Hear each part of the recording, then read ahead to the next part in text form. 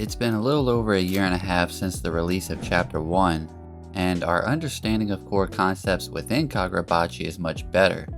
Though that may be true, it still feels like we know very little. Now, I think Kagurabachi is going to run about 180 chapters. That is obviously a guess on my part, but I think that gives the story enough legs to explore Chihiro as a character and give him time to maybe struggle with his resolve, possibly questioning his way of doing things. I don't think Chihiro will ever question his feelings for his father, as we've seen him place great value in the memories he has of his time with Kunishige. After all, that man raised Chihiro to be the very thorough, logical, and mature young man we call our MC. That being said, with Hokuzono's faster pace, I can't deny there's the possibility this story could wrap up in 50 or so chapters. Let me know in the comments section how many chapters you think Kagurabachi will have in total, and while you're at it, you can like the video and subscribe. I have more Kagurabachi content coming soon, and enjoy! Now, the reason why you clicked this video, which I refer to it as my reunion theory, this is kind of an extension to a video I dropped a few days ago regarding N-Ten's true purpose and why it was created after the war. I'll be real with you though, you don't need to watch that video in order to understand this one. It's more like this just puts a nice bow on the theory I presented in that video. I would love for you to check it out because I think it's a solid theory with a high percentage chance of happening. And fuck it, I'll say it, I straight up cooked. As that video focused on N-Ten, this video will focus on Chihiro and where he will end up at the end of his journey. Specifically what may be waiting for him the day he can fully understand and completely synchronize with his father's final creation, N-Ten. To be transparent, this may be a bit out there in concept for the story as we know it today, but just try to keep an open mind. The parent-child dynamic is a reoccurring theme in Kagurabachi. We have Hakari and Kiora, Tenri, Kiora. This one may be a bit of a stretch to some, but I think Hirohiko and Yura may play into this. Iori and Samura. We even get this specific imagery from the malediction of Shikoku with a mother and a child. While I'm at it, let's mention Daruma and his mother. Alright, that one's definitely a stretch. But when it comes to the more narratively important characters, they have, or will at least get to have, closure to say goodbye in their own way. Those final words are heavy. Chihiro was robbed of having that moment. We now know the Hishaku dispatched their 3 elite fighters, and they got the job done quickly.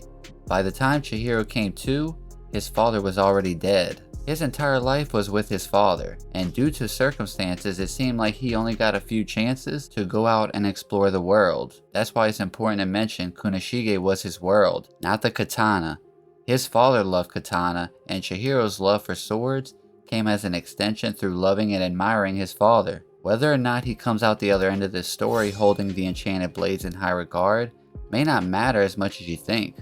I'm hoping for Chihiro to walk away from this journey retaining the strong feelings he currently has for Kunishige. But more importantly, as a big fan of Chihiro, I'd like to see him get closure if possible. The only way I can see this happening would be the moment Chihiro fully synchronizes with N-Ten, he gets a pseudo conversation with his father. If you didn't know, Hokuzono's biggest influence is Naruto. In fact, he even credits Naruto as the reason why he started drawing manga to begin with. I mean, think about the possible parallels. Minato appears to stop Naruto from undoing the seal against pain. Kushina appears to help tame Kurama. Kunishige appears to Chihiro when the time is right to help him overcome the malediction. Don't you think Chihiro of all people should be able to say goodbye to his father? I do. And honestly, that doesn't really mean much, because Hokuzono is going to write the story he wants to write. Ultimately, I want him to do just that because I trust him to cook. You should never let theory crafting turn to agenda wars, which may lead to you viewing the story through a disingenuous lens. The final thing to touch on is how would this development even be possible? For one, who Kunishige was before Chihiro is shrouded in the unknown. What was his sorcery? Did he even have an innate sorcery? With 79 chapters of information, I can confidently say none of us know. There's just speculation, headcanon. I think it's fair and highly possible that Kunishige was able to imprint his spirit energy onto N-Ten so it resonates with Chihiro's when the time comes, which would be when he actually synchronizes fully with N-Ten to face the final villain, which would be whoever's wielding Magatsumi. I'm placing my bets on Yura.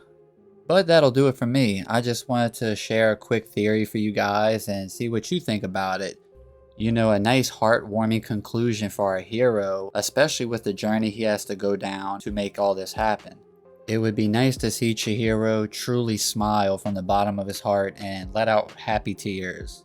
You can cry and still have aura. Thanks for staying for the whole video. Like and subscribe, and remember, stay normie, stay weeb, shit even in between is fine. Until next time, peace.